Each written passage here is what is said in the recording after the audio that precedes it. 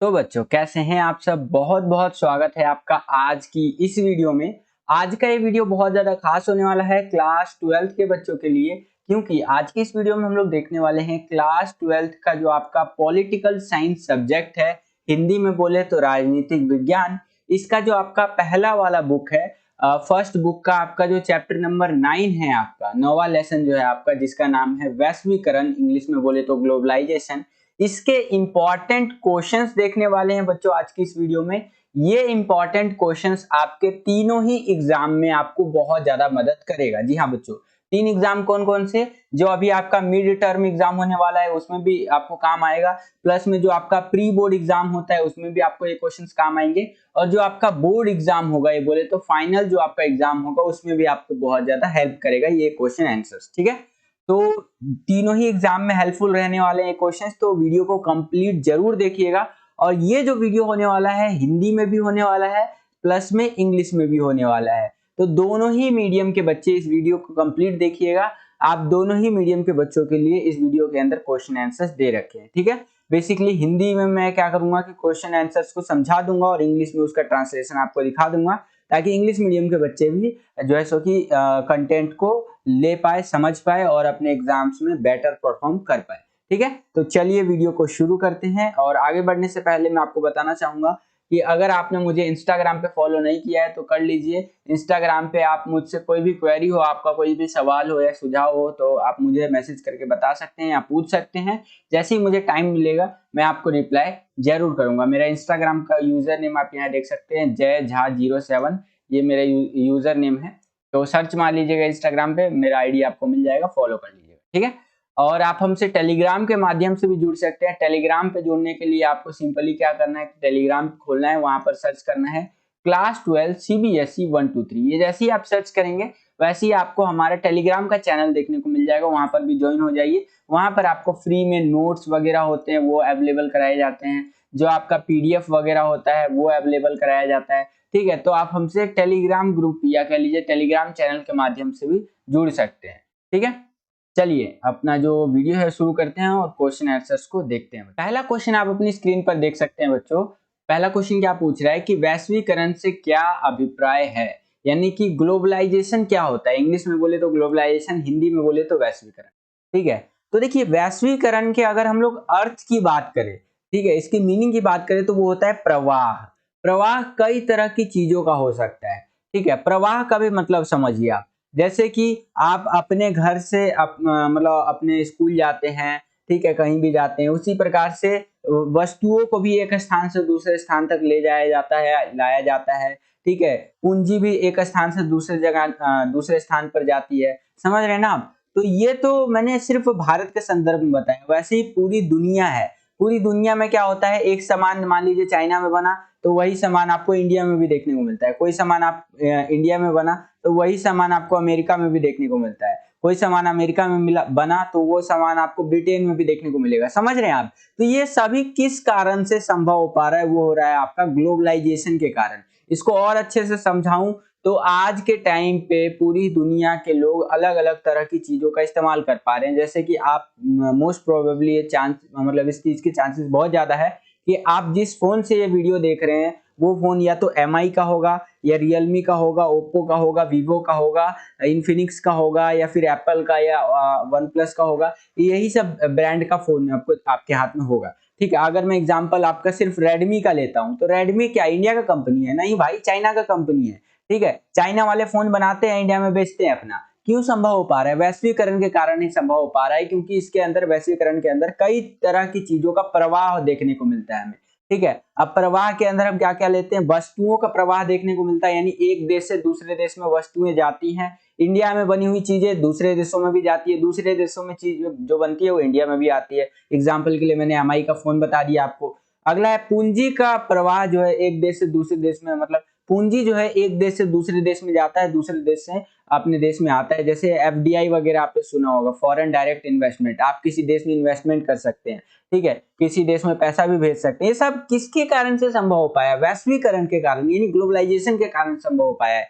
विचारों का एक देश से दूसरे देश पहुंचना, आज के टाइम पे आप देखेंगे ग्लोबलाइजेशन के कारण ही जो विचार है, ठीक है, वो एक देश से दूसरे देश में जा रहा है। ठीक है, जैसे कि डेमोक्रेसी यानी कि लोकतंत्र। लोकतंत्र क्या है, सपोज दैट एक विचार है तो आज के टाइम पे फैल रहा है, वैसे बहुत सारी चीजें आप ले सकते हैं। संस्कृतियों का भी हस्तांतरण हो रहा है, ठीक है, तो इन सब चीजों को अभी हम और डिटेल में देखेंगे। तो आई होप कि आपको इतना चीज समझ में आया होगा कि वैश्वीकरण क्या होता है। दोबारा बता देता हूँ, वैश्वीकरण का अर्थ होता है प्रवाह। प्रवाह कई तरह की चीजों का हो सकता है, आपका वस्तु का, व्यक्ति का, या फिर पूंजी का, ठीक है, विचारों का प्रवाह हो सकता है। प्रवाह का मतलब एक देश से दूसरे देश में जाना या दूसरे देश से अपने देश में आना, ठीक है, इस तरह से। तो आई होप कि आपको वैश्वीकरण समझ में आ गया होगा। 2 नंबर में कई बार इसका डेफिनेशन पूछ लेता है, ठीक है। इंग्लिश मीडियम में इस तरह से आपका वैश्वीकरण पूछेगा और आंसर जो आपको लिखना है वो कुछ इस प्रकार से लिखना है बच्चों, ठीक है। चलिए आगे चलते हैं, अगला क्वेश्चन देखते हैं बच्चों। अगला क्वेश्चन है हमारा दूसरा क्वेश्चन कि WSF क्या है, इसका पूर्ण रूप लिखिए और इसकी पहली बैठक कहाँ हुई थी। तो WSF का पूरा नाम होता है वर्ल्ड सोशल फोरम, और ये एक मंच है, एक स्टेज है जहां पर हम लोग क्या करते हैं, मतलब हम लोग नहीं, पूरी दुनिया के लोग आते हैं और वैश्वीकरण का विरोध यहाँ पर किया जाता है। विश्व के विभिन्न वर्गों के लोग यहाँ लोगों के द्वारा, ठीक है, मतलब पूरी दुनिया से लोग इकट्ठा होते हैं और जो ग्लोबलाइजेशन है, वैश्वीकरण है, उसका विरोध करने के लिए यहाँ पर इकट्ठा होते हैं, ठीक है। तो WSF क्या है, एक मंच है जहां पर लोग क्या करते हैं, आकर के वैश्वीकरण का विरोध करते हैं। दुनिया के अलग अलग कोनों से लोग आते हैं और अलग अलग प्रकार के लोग आते हैं, ठीक है। 2001 ब्राजील में पोर्टो अल्गेरो में इसकी पहली बैठक हुई थी, ठीक है। तो आई होप कि आपको समझ में आ गया होगा। 2 नंबर में क्वेश्चन भी कई बार पूछ लेता है। सेम क्वेश्चन इंग्लिश मीडियम में कुछ इस तरह से पूछेगा और जो आपको आंसर लिखना है वो कुछ इस प्रकार से लिखना है बच्चों, ठीक है। आगे चलते हैं, अगला क्वेश्चन देखिए 2 नंबर के लिए कि भारत ने नई आर्थिक नीति कब अपनाई, ठीक है। आप कह सकते हैं इंडिया ने कब एडॉप्ट किया था न्यू इकोनॉमिक पॉलिसी। तो भारत ने LPG, जी हाँ बच्चों, LPG, ठीक है, लिबरलाइजेशन, प्राइवेटाइजेशन और ग्लोबलाइजेशन, इसके तहत 1991 में, जी हाँ 1991 बोले तो 1991, ये वही साल है जब यहाँ पर ग्लोबलाइजेशन का दौर मतलब चल रहा था और भारत ने उस टाइम पे ग्लोबलाइजेशन अपनाया और रशिया जो है कोलैप्स किया, रशिया कह रहा हूँ सॉरी, USSR जो है कोलैप्स किया था, USSR टूट गया था, सोवियत संघ का विघटन हो गया था 1991 में, ठीक है। और उसी टाइम पे भारत ने LPG को अपनाया और LPG के तहत ग्लोबलाइजेशन को अपनाया और मतलब नई आर्थिक नीति आप कह सकते हैं इसको, और इसी के अंदर सारी चीजें आप यहाँ पर देख सकते हैं, ठीक है। तो यहाँ पर आप देखेंगे भारत जो है उसने नई आर्थिक नीति 1991 में अपनाई और इसी समय भारत ने वैश्वीकरण जो है मतलब उसके लिए भी तैयार हो गया और खुलेपन की नीति अपनाई। इससे पहले भारत जो है बंद था एक टाइप का, अभी समझाऊंगा चीजों को और अच्छे से, ठीक है। तो 1991 में आपका LPG के तहत भारत ने न्यू इकोनॉमिक पॉलिसी के तहत ग्लोबलाइजेशन को अपनाया, प्राइवेटाइजेशन किया और जो है सो कि LPG लिबरलाइजेशन किया, ठीक है। तो वही सेम क्वेश्चन इंग्लिश मीडियम में कुछ इस प्रकार से पूछा जाएगा, या आप अपनी स्क्रीन पर देख सकते हैं, ठीक है। अब एक क्वेश्चन बनता है बच्चों 4 नंबर में कई बार पूछ लेता है कि भाई ठीक है ग्लोबलाइजेशन आया लेकिन उसके क्या रिजल्ट्स हमें देखने को मिले, वैश्वीकरण के क्या परिणाम देखने को मिले हैं, ठीक है। तो वैश्वीकरण के अलग अलग क्षेत्रों में परिणाम देखने को मिले हैं, ठीक है, जैसे कि राजनीतिक परिणाम देखने को मिला है, आर्थिक परिणाम देखने को मिला है और सांस्कृतिक परिणाम देखने को, ठीक है। बोले तो आपका पॉलिटिकली हमें रिजल्ट देखने को मिला है, फाइनेंशियल रिजल्ट देखने को मिला है और कल्चरली हमें रिजल्ट देखने को मिला है, ठीक है। तो एक एक करके समझते हैं थोड़ा सा। अब देखिए पहला यहाँ पर है कि वैश्वीकरण के राजनीतिक परिणामों को बताइए। ऐसा हो सकता है कि डायरेक्ट या तो वैश्वीकरण के परिणाम पूछ लिया आपसे, या तो सीधा बोले कि वैश्वीकरण के राजनीतिक परिणाम बताओ, आर्थिक परिणाम बताओ या सांस्कृतिक परिणाम बताओ, ठीक है, ऐसे भी पूछ सकता है। तो पहला हमारा यहाँ है वैश्वीकरण के राजनीतिक परिणामों को बताइए। देखिए जब से वैश्वीकरण आया है पूरी ही दुनिया में तो क्या हो गया है कि सभी देशों का किसी भी समस्या के साथ मिल करके काम करना, ये चीज देखने को मिला है। राजनीतिक परिणामों की बात करें तो पॉलिटिकली आप देखेंगे तो कई सारे ऐसे मुद्दे रहते हैं जिसमें पूरी दुनिया के देश एक साथ खड़े हो जाते हैं। सपोज दैट अभी यूक्रेन और रशिया का सपोज कह रहा हूँ मतलब कि अभी यूक्रेन और रशिया का युद्ध चल ही रहा है, ठीक है। तो वहां पर क्या एक तरफ से मानिए कि पूरी दुनिया एक साथ खड़ी हो गई है और बोल रही है कि ये युद्ध रोको, ठीक है। तो यहाँ पर आप देखेंगे कि कई ऐसी समस्याएं हैं जहां पर पूरी दुनिया एक साथ खड़ी हो जाती है। कोरोना ले लीजिए, पूरी दुनिया एक साथ खड़ी हो गई थी, लग ये नहीं रहा था कि भाई बॉर्डर भी एग्जिस्ट करता है, ठीक है। सारा मानव जाति एक साथ हो गया था और कोरोना को खत्म करने में लग गया था चाइना को छोड़ करके, ठीक है। तो ये आप कह सकते हैं। तो ये हो गया राजनीतिक परिणामों के अंदर एक चीज। अगला है सरकार के निर्णय लेने की शक्ति में कमी देखने को मिली है। ठीक है, सरकार जो है, गवर्नमेंट जो है, उसका जो डिसीजन मेकिंग है वो थोड़ा सा वीक हो गया है। उसका भी मतलब कारण है। कारण ये है कि सपोज दैट MI एक कंपनी है या रियलमी एक कंपनी है जो कि भारत आती है, भारत में अपने फोन बनाती है और बेचती है। इससे क्या होता है, जहां पर वो फैक्ट्री लगाएगी वहां पर रोजगार मिलेगा लोगों को, लोगों को फोन बेचेगी तो नया टेक्नोलॉजी मिलेगा लोगों को, यानी कि ओवरऑल भारत का बहुत फायदा हो रहा है। ठीक है, तो भारत की जो सरकार है वो इस रियलमी फोन बनाने वाले या रेडमी फोन बनाने वाली कंपनी पे ज्यादा दबाव नहीं डाल सकती। ठीक है, एक लिमिट तक ही दबाव डाल सकती है। और ऐसे ही जब बहुराष्ट्रीय कंपनियां एक देश से दूसरे देशों में जाती हैं, जैसे हमारे देश से भी टाटा हो गया, बिरला हो गया, आपका अडानी हो गया, ये सारे कंपनियां दूसरे देश में जा करके एक फैक्ट्री वैक्ट्री खोलते हैं, तो वो देश वाले भी इन पर ज्यादा दबाव नहीं डाल सकते। क्यों? क्योंकि उनको पता है कि अगर हम इन पे दबाव डालेंगे तो ये हमारा जैसे कि देश छोड़ करके चले जाएंगे और ओवरऑल नुकसान किसको होगा, हमें ही होगा। ठीक है, तो यहाँ पर जो है सरकार के निर्णय लेने की शक्ति में भी कमी देखने को मिलता है। और भी अच्छे से जो है सो कि आप इसको एक्सप्लेन कर सकते हैं, मैंने सिर्फ समझाने के लिए आपको इसे बताया। अगला है संयुक्त राष्ट्र संघ जैसी संस्थाओं का अहम योगदान देखने को मिला है। अगर हम लोग राजनीतिक परिणामों की बात कर रहे हैं ना, तो यूएनओ जैसे जो आपका ऑर्गेनाइजेशन है उसका एक क्रिटिकल रोल देखने को मिलता है पॉलिटिकली। ठीक है, आज के टाइम पे तो ये सारा किसके कारण संभव हो पाया है, वैश्वीकरण के कारण। और हम किसके ऊपर बात कर रहे हैं, वैश्वीकरण के राजनीतिक परिणामों के ऊपर। ठीक है, तो इस तरह से मैंने समझा दिया आपको, इसी को आप एक्सप्लेन करके लिखेंगे 4 नंबर इजीली आपको मिल जाएगा बच्चों। सेम क्वेश्चन आपका इंग्लिश मीडियम में कुछ इस प्रकार से पूछा जाता है, ये देख सकते हैं। और आंसर जो आपको लिखना है वो कुछ इस प्रकार से लिखना है बच्चों, ये आप अपनी स्क्रीन पर देख सकते हैं। ठीक है, आगे चलते हैं। अगला हमारा है वैश्वीकरण के आर्थिक प्रभावों को बताइए।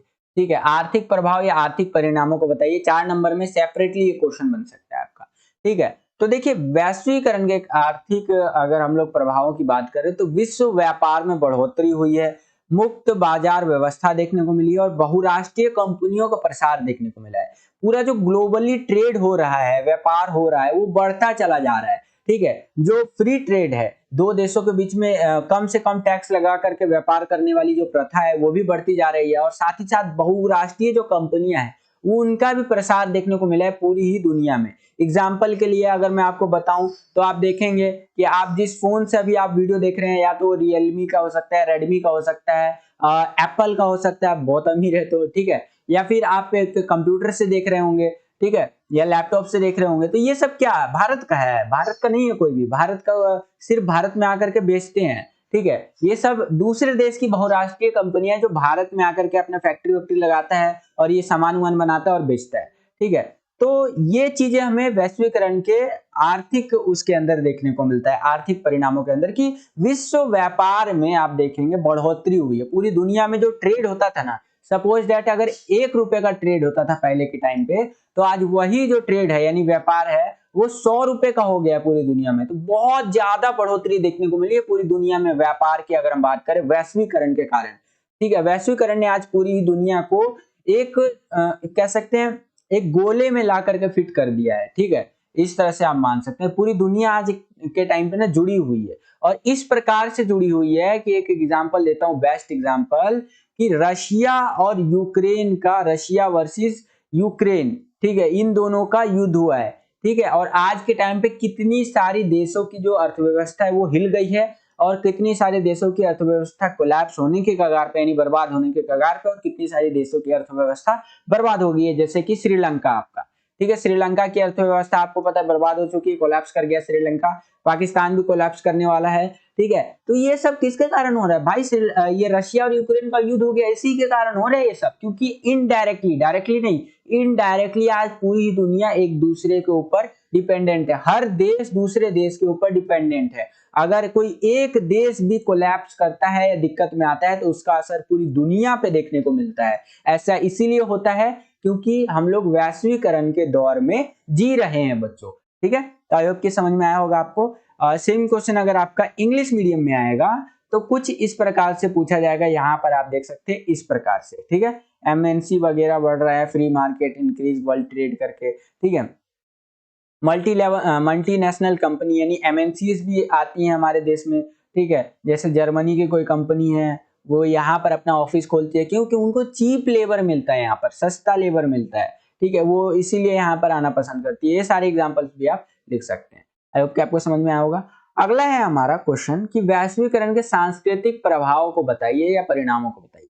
ठीक है, 4 नंबर में भी क्वेश्चन पूछा जा सकता है। बहुत सिंपल है बच्चों, वैश्वीकरण के अगर हम लोग सांस्कृतिक प्रभावों की बात करें तो आप देखेंगे वैश्वीकरण के कारण लोगों के रहन सहन व खान पान में बदलाव देखने को मिला है। ठीक है, एग्जाम्पल के लिए अगर मैं भारत की बात करूं तो भारत में आप देखेंगे आज के टाइम पे लोग पहले की तरह नहीं रह रहे हैं। पहले क्या होता था, मतलब कह सकते हैं मिलजुल करके सभी परिवार मिलजुल करके रहते थे। आज के टाइम पे एकल परिवार का प्रचलन बढ़ रहा है, यानी कि एक वाइफ, एक उसका हस्बैंड और एक उसका बच्चा, ठीक है, बस यही एक साथ रहेंगे। अब लेकिन पहले के टाइम पे क्या होता था, दादा दादी चाचा चाची नाना नानी सब मिलजुल करके रहते थे। तो जैसे जैसे वैश्वीकरण आ रहा है तो लोगों के रहन सहन में बदलाव देखने को मिल रहा है। लोग पश्चिमी संस्कृति की ओर, पश्चिमी सभ्यता की ओर जा रहे हैं। ठीक है, लोगों के खान पान में बदलाव देखने को मिल रहा है। एग्जाम्पल के लिए भारत का लेता हूं तो हमारे नॉर्मल खान पान की चीजें क्या है, दाल है, ठीक है, रोटी है, चावल है, ठीक है, ये हमारा नॉर्मल जो हमारा ट्रेडिशनल खाना है वो ये है। ठीक है, लेकिन आज के टाइम पे लोग क्या खाना पसंद करते हैं, आज के टाइम पे लोग मोमोज खाना पसंद करते हैं, पिज्जा खाना पसंद करते हैं, चाउमीन खाना पसंद करते हैं, बर्गर खाना पसंद करते हैं। ये सब पश्चिमी सभ्यता है। ठीक है, पश्चिम का खाना है, वहां ये सब लोग खाते हैं। तो लोगों के खान पान में बदलाव देखने को मिला है। खान पान के साथ साथ पीने वाली जो चीजें हैं, खान और पान यानी कि पीने वाली जो चीजें, उसमें भी बदलाव देखने को मिला है।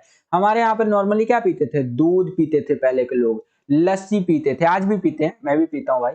ठीक है, लेकिन मैं बदलाव की बात कर रहा हूँ, दूध, लस्सी, ठीक है, छाछ हो गया, ये सब हमारा देसी स्टाइल का खाना है, पीना है। ठीक है, लेकिन आज के टाइम पे लोग क्या पीना पसंद करते हैं, कोका कोला, ठीक है, कोका कोला करके, ठीक है, इस तरह से पीना पसंद करते हैं। और आप बहुत नए नए प्रकार के ड्रिंक आ गए, रेड बुल आ गया है आपका, रेड बुल करके ड्रिंक होता है, ठीक है, कोको कोला हो गया, रेड बुल हो गया आपका, बहुत तरह तरह का ड्रिंक आ गया, उतना तो मुझे नाम भी नहीं पता है। लेकिन आज के टाइम पे अगर आप देखेंगे तो तरह तरह का आपको पीने वाला और खाने वाला चीज मिलेगा। तो ये सारी चीजें कहाँ की है, पश्चिमी सभ्यता है, जिसको लोग अपनाते जा रहे हैं, ना केवल भारत के अंदर बल्कि पूरी ही दुनिया के अंदर जो है इन चीजों को अपनाया जा रहा है। ठीक है, तो ये चीज आप लिख सकते हैं। अगला है विदेशी त्योहारों व फिल्मों का प्रचलन देखने को मिलता है। आज के टाइम पे आप देखेंगे विदेशी त्योहार बहुत ज्यादा मनाया जाता है। ठीक है, भारत के अंदर भी, जैसे कि हैप्पी न्यू ईयर करके मनाते हैं ना, कि न्यू ईयर आ गया, न्यू ईयर आ गया। और उसी तरह से बोलते हैं हैप्पी फादर्स डे। ये हमारे यहाँ का नहीं है भाई, ये सब वेस्टर्न कल्चर है जिसको लोग अपनाते जा रहे हैं। ना केवल भारत में बल्कि पूरी दुनिया में लोग वेस्टर्न कल्चर को अपनाते जा रहे हैं। आप कभी सनातन धर्म में या भारत के कल्चर की बात कर रहा हूँ ओवरऑल, उसमें कहीं देखे होगे फादर्स डे है। फादर्स डे पता है क्यों मनाया जाता है, क्योंकि अमेरिका में ना फादर उधर से, मतलब पापा उपा से या मम्मी उम्मी से मिलने का टाइम नहीं मिलता है उनको। ठीक है, ऐसा हमारे टीचर कहा करते थे हमको, हमारे जो पॉलिटिकल साइंस के टीचर थे वो कहा करते थे, उनको टाइम नहीं मिलता है। तो वो लोग क्या किए हैं, साल में एक दिन बना लिए हैं, father's day, mother's day, brother's day, sister day, children day, ये डे, फलाना डे, ताकि एक दिन तो साल में कम से कम मिल सके। और यहाँ पर इंडिया में आप बोलिए पापा को जाकर के, पापा हैप्पी फादर्स डे, दो चमाट पड़ेगा सीधा, बोलेंगे फादर्स डे, रोज तो मिलता हूँ भाई तेरे से। ठीक है, और क्या चीज का फादर्स डे भाई, एक दिन तू मेरे से फोटो वोटो खिंचवा के डाल देगा और बोलेगा फादर्स डे। पहली बात तो इंडिया में ज्यादातर ये देखने को मिलता है कि जो लड़के होते हैं या लड़कियां होती है वो अपने पिताजी से उतना मतलब नहीं रह पाते होते हैं ना, ये जैसे जैसे बड़े होते जाते हैं तो उतना कंफर्टेबली नहीं रह पाते हैं, लेकिन है तो पिता ही। ठीक है, तो ये चीज है। तो ये मेरा मतलब कहने का ये है कि जो वेस्टर्न कल्चर है लोग उसको अपनाते जा रहे हैं, जिसके अंदर अगर हम लोग बात करें संस्कृति की तो हम लोग पश्चिमी त्योहारों को भी अपनाते जा रहे हैं। क्रिसमस जो है या कह लीजिए न्यू ईयर जो है ये हमारे यहाँ का नहीं है। ठीक है, हम लोग, हमारा अगर देखा जाए तो नया साल जो है अप्रैल में शुरू होता है, लेकिन ये क्या है 1 जनवरी। ठीक है, न्यू ईयर मनाएंगे, पार्टी करेंगे, क्रिसमस मनाएंगे, सब वेस्टर्न कल्चर है बच्चों। ठीक है, तो ये वैश्वीकरण के सांस्कृतिक परिणामों के अंदर आप लिख सकते हैं। अगला है यही है आपका मतलब क्वेश्चन इंग्लिश में पूछा है और आंसर आपको कुछ इस प्रकार से देना है। ठीक है, आई होप कि इतना आपको समझ में आया होगा। आगे चलते हैं, अगला क्वेश्चन है 7वां क्वेश्चन कि वैश्वीकरण के 2 सकारात्मक व नकारात्मक प्रभाव को बताने हैं आपको। 2 सकारात्मक प्रभाव, 2 नकारात्मक प्रभाव बताने हैं। ठीक है, तो देखिए पहले तो वैश्वीकरण जब से आया है तो पॉजिटिवली चेंज क्या देखने को मिला है पूरी दुनिया में। आप देखेंगे तो वैश्वीकरण के आने से व्यापार बढ़ा है, विश्व व्यापार में तेजी देखने को मिली है। ठीक है, ट्रकों के माध्यम से, शिप के माध्यम से, फ्लाइट्स के माध्यम से ज्यादा व्यापार हो रहा है आज के टाइम पे, जिससे पूरी दुनिया ओवरऑल डेवलप हो रही है। ठीक है, तो एक तो ये लिख सकते हैं, वस्तुओं व पूंजी के प्रवाह में तेजी आई। जाहिर सी बात है, जब व्यापार बढ़ेगा तो उससे क्या होगा, वस्तु जो है आसानी से एक देश से दूसरे देश में जा सकती है या दूसरे देश से लाया जा सकता है। एग्जाम्पल के लिए मैंने फोन का बेस्ट एग्जाम्पल आपको बताया है। वस्तुओं में आप फोन लिख सकते हैं कि एमआई का फोन आज हम इस्तेमाल कर पा रहे हैं, क्यों? वैश्वीकरण के कारण और वैश्वीकरण के सकारात्मक प्रभाव के अंदर हम लोग इसको काउंट कर सकते हैं। पूंजी जो है आज के टाइम पे बहुत आसान हो गया है दूसरे देश में पूंजी भेजना, ठीक है, या वहां पर इन्वेस्टमेंट करना। ये सब किस कारण से हो पाया? वैश्वीकरण के कारण। कहीं ना कहीं वैश्वीकरण के कारण महिलाओं की स्थिति में भी सुधार देखने को मिला है। अगर हम लोग भारत की अगर एक कड़वे सच की बात करें तो हमारे जो समाज रहा है वो पुरुष प्रधान समाज रहा है, यानी कि पुरुष को प्राथमिकता दी जाती थी हमारे समाज में। और सती प्रथा जैसे कुरीतियां थी हमारे समाज में, भारत की बात कर रहा हूँ, ठीक है, जिसमें महिलाओं को सती प्रथा के तहत जो है सो कि सती बना दिया जाता था। लेकिन जब से वैश्वीकरण आया है तो महिलाएं भी पुरुषों के साथ कंधे से कंधा मिलाकर के चल रही हैं और समाज में जो है अपना नाम कमा रही हैं, अपने जो घर परिवार का नाम है वो रोशन कर रही हैं। समझ रहे हैं ना आप? तो जब से वैश्वीकरण आया है तो उसके अंदर महिलाओं की जो स्थिति है उसमें भी सुधार देखने को मिला है। ठीक है, तो ये कुछ सकारात्मक प्रभाव मैंने आपको बता दिए, इनको आप एक्सप्लेन करके लिख सकते हैं इजीली। आपको 2 नंबर इसमें से मिल जाएगा। टोटल 4 नंबर का एक क्वेश्चन आता है सकारात्मक और नकारात्मक प्रभाव वाला। अगर 6 का भी आता है तो इन तीनों पॉइंट को एक्सप्लेन कर देंगे तो इजीली 3 नंबर इसमें मिल जाएगा। और 3 नंबर के लिए भैया और मैं आपको नकारात्मक प्रभाव बताता हूँ। ठीक है, नकारात्मक प्रभाव यानी कि नेगेटिवली क्या इंपैक्ट हुआ है वैश्वीकरण से आने के कारण। तो देखिए, नकारात्मक प्रभावों की अगर हम लोग बात करें वैश्वीकरण की, तो आर्थिक लाभ जो है विकसित देशों को हुआ है। ठीक है, जो वैश्वीकरण आया है उससे अमेरिका, रशिया ऐसे ही देशों को आर्थिक लाभ हुआ है, ज्यादातर लाभ इन्हीं को हुआ है। अल्प विकसित या विकासशील देशों को कुछ खास लाभ नहीं हुआ है, ऐसा बहुत सारे लोगों का मानना है। ठीक है, तो ये चीज आप लिख सकते हैं। संस्कृतियों का हार्स होता जा रहा है, लोग अपनी संस्कृति भूलते जा रहे हैं और वेस्टर्न कल्चर, अमेरिका, रशिया, इन सब का कल्चर अपनाते जा रहे हैं। ज्यादातर अमेरिका वगैरह का कल्चर, जैसे नीली जीन्स का प्रचलन, ठीक है, आपने देखा होगा कि आज भारत में ही ले लीजिए ना, कितने सारे लोग आपको धोती कुर्ता पहने हुए दिखेंगे, बहुत रेयरली दिखेंगे। गाँव में जाएंगे तो वहां पर आपको देखने को मिलेगा, शहरों में तो ना के बराबर। ठीक है, तो ये क्यों हो रहा है? लोग जीन्स पसंद करते हैं, pant, jeans pant, coat pant, ये सब पहनना पसंद करते हैं। तो ये कहाँ का कल्चर है? ये वेस्टर्न कल्चर है। ठीक है, पश्चिमी सभ्यता। एग्जाम्पल के लिए जो बाइडेन जो राष्ट्रपति है अमेरिका के, ये देखेंगे तो ये कोट पहने हुए हैं, कोट पैंट इस तरह से। ये कहाँ का कल्चर है? अमेरिका का कल्चर है, इसको पूरी दुनिया अपनाना चाहता है। ठीक है, तो इसके कारण क्या हो रहा है? लोग अपनी संस्कृति सभ्यता भूलते जा रहे हैं, अपने त्योहार भूलते जा रहे हैं। ठीक है, तो ये सारे नकारात्मक परिणामों के अंदर आप लिख सकते हैं, नकारात्मक प्रभाव के अंदर आप लिख सकते हैं। ठीक है, तो आई होप कि आपको इतना समझ में आया होगा। सेम क्वेश्चन अगर आपका इंग्लिश मीडियम में आएगा तो कुछ इस प्रकार से पूछेगा, यहाँ पर आप देख सकते हैं, और आंसर आपको नेगेटिव एंड पॉजिटिव इंपैक्ट इस तरह से एक्सप्लेन करना है। ये आप अपनी स्क्रीन पर देख सकते हैं बच्चों। ठीक है, इस प्रकार से आगे चलते हैं। अगला क्वेश्चन देखिए बच्चों, अगला क्वेश्चन है हमारा 8वां क्वेश्चन कि संरक्षणवाद क्या है। 2 नंबर में कई बार ये क्वेश्चन पूछ लेता है कि संरक्षणवाद क्या है भैया बताओ। तो इसका उत्तर है कि भारत के संदर्भ में अगर हम लोग बात करें संरक्षणवाद की, तो 1991 से पहले अपने घरेलू उत्पादों को बचाने एवं एकाधिकार बनाए रखने हेतु विदेशी कंपनियों पर प्रतिबंध लगाना संरक्षणवाद कहलाता है। ठीक है, यहां पर देखिए बात कर रहा है भारत के संदर्भ में, भारत के फेवर में। यहां पर बोल रहा है कि अगर हम लोग संरक्षणवाद की बात करें, संरक्षणवाद मतलब क्या होता है बच्चों, कि अपने देश की कंपनियों को बचाए रखो। ठीक है, बाहर की कंपनियों को आने मत दो, ताकि आपकी देश की कंपनियां ग्रो कर सके, आगे बढ़ सके। यही संरक्षणवाद है, संरक्षण करके रखना। ठीक है, वही चीज है जैसे कि भारत ने भी किया था सन 1991 तक, और 1991 में आपका भारत ने क्या किया, एलपीजी, लिबरलाइजेशन, प्राइवेटाइजेशन और ग्लोबलाइजेशन के तहत संरक्षणवाद को खत्म किया और बाहर की जो कंपनियां थी उसको अपने देश में एंट्री दिया। फिर ज्यादा से ज्यादा फैक्ट्रियां लगने लग गई, एमएनसी वगैरह आए भारत में, और भारत की जो अर्थव्यवस्था है वो बूम करके आगे बढ़ी, और आज के टाइम पे लगभग 3.5 ट्रिलियन डॉलर की इकोनॉमी हमारी है। ठीक है, तो ये चीज आप लिख सकते हैं। आई होप कि आपको समझ में आया होगा। ये सेम क्वेश्चन अगर आपका इंग्लिश मीडियम में आएगा तो कुछ इस प्रकार से पूछेगा आपसे, यहाँ पर आप देख सकते हैं, और आंसर जो आपको लिखना है वो कुछ इस प्रकार से लिखना है बच्चों। ठीक है, तो आई होप कि इतना आपको समझ में आ रहा होगा। अब हम लोग देखने वाले हैं भारत और वैश्वीकरण के बारे में, ठीक है। तो चलिए समझते हैं भारत और वैश्वीकरण के बारे में।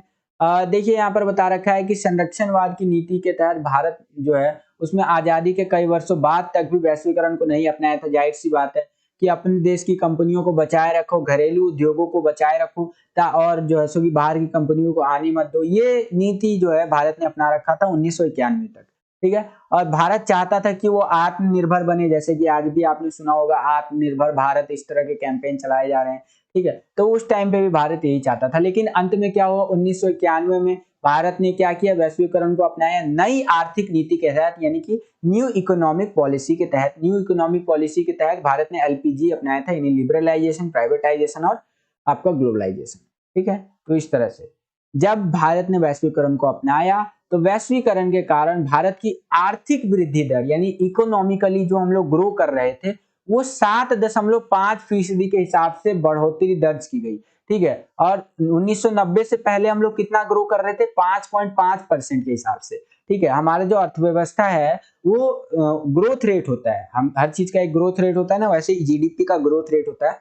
तो भारत की जो अर्थव्यवस्था थी ना, वो 1990 से पहले जो ग्रो कर रही थी वो 5.5% के आसपास ग्रो कर रही थी। लेकिन जैसे ही हमने 1991 में वैश्वीकरण को अपना लिया तो हमारा जो ग्रोथ रेट था ना इकोनॉमी का, वो बूम कर गया, 7.5 हो गया सीधा, ठीक है। तो 2% का उछाल देखने को मिला हमें, ठीक है। तो ये कहीं ना कहीं भारत के लिए अच्छी बात है। अगला है आपका एनआरआई जैसे लोग भारत की संस्कृति को विदेशों में बढ़ावा दे रहे हैं। आज के टाइम पे अगर आप देखेंगे तो पूरी दुनिया में भारत के लोग आपको देखने को मिल जाएंगे। 130 करोड़ की आबादी है, बहुत सारी आबादी आज हमारे विदेशों में रहती है, ठीक है। बहुत सारे लोग भारत के विदेशों में रहते हैं, जिसको एनआरआई बोलते हैं, नॉन रेजिडेंशियल इंडियन, ठीक है। तो वो विदेशों में रहते हैं और वहां पर भारत का जो कल्चर है, संस्कृति है, सभ्यता है, उसको बढ़ावा दे रहे हैं, ठीक है। अगर हम लोग कंप्यूटर सॉफ्टवेयर के क्षेत्र में बात करें तो पूरी विश्व जो है आज के टाइम पे भारत का लोहा मानता है। आज भारत के लोग वैश्विक स्तर पे बड़े बड़े पदों पर भारत का नाम जो है रोशन कर रहे हैं। उदाहरण के लिए अगर मैं बात करूं तो आज आप देखेंगे गूगल के सीईओ सुंदर पिचाई है, माइक्रोसॉफ्ट के सीईओ सत्या नडेला है, ये भी भारतीय है। ट्विटर के जो रिसेंटली सीईओ बने हैं वो है पराग अग्रवाल। तो पूरी दुनिया की अगर हम बात करें, जो भी बड़ी बड़ी कंपनियां हैं जैसे ट्विटर है, गूगल है, माइक्रोसॉफ्ट है, मास्टर कार्ड है, तो इन सभी के जो सीईओ है, सीईओ बोले तो चीफ एग्जीक्यूटिव ऑफिसर, वो भारतीय ही हैं। एग्जाम्पल के लिए मैंने एक फोटो भी लगाया है सुंदर पिचाई जी का, जो कि अल्फाबेट के सीईओ है। अल्फाबेट बोले तो गूगल तो है ही, अल्फाबेट के अंदर आता है, साथ साथ गूगल की जितनी भी कंपनियां हैं वो सारे इसके अंदर आता है। यानी कि जो सर्वोच्च स्थान होता है ना, उसके ऊपर जो है हमारे भारत के लोग बैठे हुए हैं। एग्जाम्पल के लिए मैंने आपको सुंदर पिचाई को बताया, जो कि मान लीजिए गूगल के सीईओ है, ठीक है। गूगल का सीईओ और अल्फाबेट का भी सीईओ है, ठीक है। आप अभी के लिए गूगल मान के चलिए। तो आई होप कि आपको इतना समझ में आया होगा। सेम आपका ये जो टॉपिक है इंग्लिश मीडियम में आएगा, तो इस तरह से आपको एक्सप्लेन करना होगा। इंडिया एंड कह सकते हैं ग्लोबलाइजेशन, भारत और वैश्वीकरण, इस तरह से एक्सप्लेनेशन आप यहाँ पर देख सकते हैं। इंग्लिश में इस तरह से आपको पूरा एक्सप्लेन करना है बच्चों, ठीक है। ये सारी चीजें देख सकते हैं। गूगल सीईओ सुंदर पिचाई, माइक्रोसॉफ्ट सीईओ जो है सत्या नडेला एंड ट्विटर के सीईओ जो है पराग अग्रवाल, ऐसी बहुत सारे सीईओ आपको देखने को मिलेंगे। आगे चलते हैं, अगला क्वेश्चन देखते हैं बच्चों, 9वां क्वेश्चन, कि वैश्वीकरण की विशेषताएं बताइए। देखिए विशेषताओं के अंदर आपको ज्यादातर अच्छी चीजों की बात करनी होती है, लेकिन अगर आपके पास पॉइंट्स नहीं बचते हैं लिखने के लिए, बड़े नंबर का क्वेश्चन आता है, तो आप थोड़ी बहुत खराब चीजें भी लिख सकते हैं, ठीक है। लेकिन हम सिर्फ विशेषताओं की भी बात कर रहे हैं, तो ज्यादातर हम पहले अच्छी चीजों को ही देखेंगे, ठीक है। देखिए वैश्वीकरण जब से आया है तो पूंजी का, श्रम का, वस्तु का, विचारों का गतिशील एवं मुक्त प्रवाह देखने को मिला है। फ्रीली पूंजी वस्तु एक देश से दूसरे देश में जा रही है और आ रही हैं। पूंजीवादी व्यवस्था, खुलेपन एवं विश्व व्यापार में वृद्धि देखने को मिली है, ठीक है। खुलेपन की नीति अपना रहे हैं आज के टाइम पे लोग, पूंजीवादी व्यवस्था को अपना रहे हैं, ठीक है। और जो ग्लोबली जो ट्रेड हो रहा है, व्यापार हो रहा है पूरी दुनिया में, वो बढ़ता जा रहा है, ठीक है। देशों के बीच में आपसी जुड़ाव, मतलब निर्भरता ये भी बढ़ रही है, एवं कह सकते हैं ये कि देश आपस में जुड़ते जा रहे हैं और एक दूसरे के ऊपर डिपेंड होते जा रहे हैं। पूरी दुनिया आज के टाइम पे एक देश दूसरे देश पे डिपेंड है, उस तरह समझ सकते हैं कि पूरी दुनिया ही आज के टाइम पे डिपेंडेंट है दूसरे देशों पर, ठीक है। मान लीजिए अमेरिका है, तो एक अकेला अमेरिका रह करके अपना देश नहीं चला सकता, उसको भारत पे भी डिपेंड होना पड़ता है, चाइना पे भी डिपेंड होना पड़ता है, रशिया पे भी डिपेंड होना पड़ता है। बेशक रशिया उसका दुश्मन है, लेकिन उसको उस पर डिपेंड होना पड़ता है, क्योंकि वैश्वीकरण के दौर में जी रहा है भाई वो। कोई ऐसा नहीं है कि वो आइसोलेट कर दिया गया है उसको, ठीक है, क्वारंटाइन कर दिया गया, नहीं। आज के टाइम पे आप वैश्वीकरण के दौर में जियोगे और जी रहे हो, ये पूरी दुनिया के लोगों को मानना पड़ता है, ठीक है। एग्जाम्पल मैंने रशिया यूक्रेन का युद्ध आपको बता दिया। विभिन्न आर्थिक घटनाएं जैसे मंदी और तेजी तथा महामारी जैसे एंथ्रेक्स, कोविड-19, Ebola, HIV AIDS, swine flu जैसे मामलों में वैश्विक सहयोग एवं प्रभाव देखने को मिला है। आज के टाइम पे बहुत सारी घटनाओं के अंदर पूरी दुनिया सहयोग करती है। आज के टाइम पे देखेंगे तो मंदी का दौर बोला जा रहा है, बहुत जल्दी आ सकता है, रिसेशन आ सकता है पूरी दुनिया में। महामारी जो फैली है, कोरोना वायरस, पूरी दुनिया एक साथ खड़ी हो गई थी। एचआईवी एड्स, स्वाइन फ्लू के जैसे मामलों के लिए पूरा वैश्विक स्तर पर सहायता मिलता है, ठीक है। तो ये क्यों हो संभव हो पा रहा है? वैश्वीकरण के कारण संभव हो पा रहा है, ठीक है। तो ये क्वेश्चन 4 नंबर में आपका आ सकता है, इस तरह से आंसर आपको लिखना है। सेम क्वेश्चन आपका इंग्लिश मीडियम में आएगा तो कुछ इस प्रकार से आएगा, यहाँ पर आप देख सकते हैं। और जो आंसर आपको लिखना है वो कुछ इस प्रकार से लिखना है, ये आप अपनी स्क्रीन पर देख सकते हैं बच्चों। इस प्रकार से आंसर आपको लिखना है इंग्लिश मीडियम में, ठीक है। आगे चलते हैं। अब मैंने आपसे WSF, जी हाँ बच्चों, WSF इसके बारे में अभी चर्चा किया था वीडियो के स्टार्टिंग में, वर्ल्ड सोशल फोरम के बारे में, कि ये एक मंच है जहां पर वैश्वीकरण का विरोध किया जाता है। अब एक क्वेश्चन बनता है आपका बच्चों, 4 नंबर में या 6 नंबर में आ सकता है, कि वैश्वीकरण का विरोध किन आधारों पर किया जा रहा है। भाई वैश्वीकरण का विरोध कर क्यों रहे हैं लोग, कोई तो कारण होगा। तो निम्नलिखित आधार है जिस कारण से लोग जो है वैश्वीकरण का विरोध कर रहे हैं, ठीक है। तो वैश्वीकरण का विरोध जो है, वामपंथी विचारक इसके विभिन्न पक्षों की आलोचना करते हैं। जो वामपंथी लोग हैं वो लोग इसकी जो है सो की आलोचना कर रहे हैं। राजनीतिक अर्थों में बात कर रहे हैं ना, तो वैश्वीकरण क्या कर रहा है, राज्यों को कमजोर होने की चिंता है, ठीक है। आज के टाइम पे मैंने आपको बताया भी कि जो राज्य है, बोले तो देश है, और देश की सरकारें जो हैं वो कमजोर होती जा रही है, उनकी निर्णय लेने की क्षमता कमजोर होती जा रही है, ठीक है। तो इस कारण से भी वैश्वीकरण का विरोध किया जा रहा है। आर्थिक क्षेत्र में कम से कम कुछ क्षेत्र में आर्थिक निर्भरता एवं संरक्षण वाद का दौर कायम करना चाहते हैं, ठीक है। यानी कि आर्थिक क्षेत्र की बात करें तो आज के टाइम पे पूरी दुनिया एक दूसरे पे डिपेंडेंट है, तो ये चाहते हैं ना कि पूरी तरह से डिपेंडेंट ना हो, थोड़ा तो अपने संरक्षण करके रखे, अपने घरेलू उद्योगों को बचा के रखे, ताकि आगे चल के सर्वाइव कर सके। इस कारण से ये लोग जो है वैश्वीकरण का विरोध करते हैं। सांस्कृतिक संदर्भ में ये चिंता हो रही है कि लोग अपनी संस्कृति को भूलते जा रहे हैं। सदियों पुरानी जो उनकी संस्कृति है, मूल्यवान संस्कृति है, तौर तरीके हैं, उससे हाथ धोते जा रहे हैं, ठीक है। तो सांस्कृतिक रूप से इसलिए वैश्वीकरण का विरोध किया जा रहा है। और वर्ल्ड सोशल फोरम जो है नव उदारवादी वैश्वीकरण के विरोध का एक विश्वव्यापी मंच है। इसके तहत मानवाधिकार कार्यकर्ता कह लीजिए, मानव अधिकार के कार्यकर्ता, पर्यावरणवादी मजदूर हो गए, युवा और महिला कार्यकर्ता आते हैं और वैश्वीकरण का विरोध जो है यहाँ किया जाता है, ठीक है। तो इस तरह से आप इस क्वेश्चन का आंसर लिख सकते हैं, ठीक है। आगे अगर हम लोग बात करें तो 1999 में सिएटल में विश्व व्यापार संगठन की मंत्री स्तरीय बैठक का विरोध हुआ, जिसका कारण आर्थिक रूप से ताकतवर देशों द्वारा व्यापार के अनुचित तौर तरीकों के विरोध में था। कि अगर हम लोग बात करें 1999 में जो विश्व व्यापार की मंत्री विश्व व्यापार संगठन जो है आपका वर्ल्ड ट्रेड ऑर्गेनाइजेशन का एक मीटिंग हुआ था, उसमें क्या हुआ, इस मीटिंग का ही विरोध कर दिया गया। इसमें बताया गया कि जो ताकतवर देश है ना आर्थिक रूप से, वही अपनी मनमानी करते हैं और अनुचित तौर तरीकों से काम करते हैं, इसलिए इसको पूरी तरह से बाइकआउट कर दिया गया। जैसे आज के टाइम पे बॉलीवुड मूवीज को बाइकआउट किए जा रहे हैं ना, वैसे इस बैठक को ही बाइकआउट कर दिया गया, ठीक है। तो इस तरह से आप लिख सकते हैं। और मैंने आपको बता दिया, आई होप कि आपको समझ में आया होगा। काफी इंपॉर्टेंट क्वेश्चन था ये भी, और ये सेम क्वेश्चन इंग्लिश मीडियम में इस तरह से पूछेगा, और जो आपको आंसर लिखना है वो कुछ इस प्रकार से लिखते हुए चलना है। यहाँ पर आप देख सकते हैं आपकी स्क्रीन पर सारे आंसर जो है पॉइंट वाइज लिखे हुए हैं, ठीक है। 10वें क्वेश्चन का आंसर कुछ इस प्रकार से आपको लिखना है बच्चों, ठीक है। तो ये जो था हमारा 10वां क्वेश्चन भी समाप्त होता है, और यही थे इस चैप्टर के इंपॉर्टेंट क्वेश्चन एंड तो आई होप कि आपको ये वीडियो पसंद आया होगा बच्चों। अगर आपको ये वीडियो पसंद आया तो लाइक कीजिए इस वीडियो को। जितना ज्यादा आप वीडियो को लाइक करते हैं उतना ज्यादा हमारा मोटिवेशन बढ़ता है और वीडियोस को बनाने के लिए। ज्यादा से ज्यादा लाइक कीजिए, और अगर आप हमारे चैनल पर नए आ गए और हमारे चैनल को सब्सक्राइब नहीं किया है तो लाल कलर का बटन दबा करके चैनल को सब्सक्राइब जरूर कर लीजिएगा।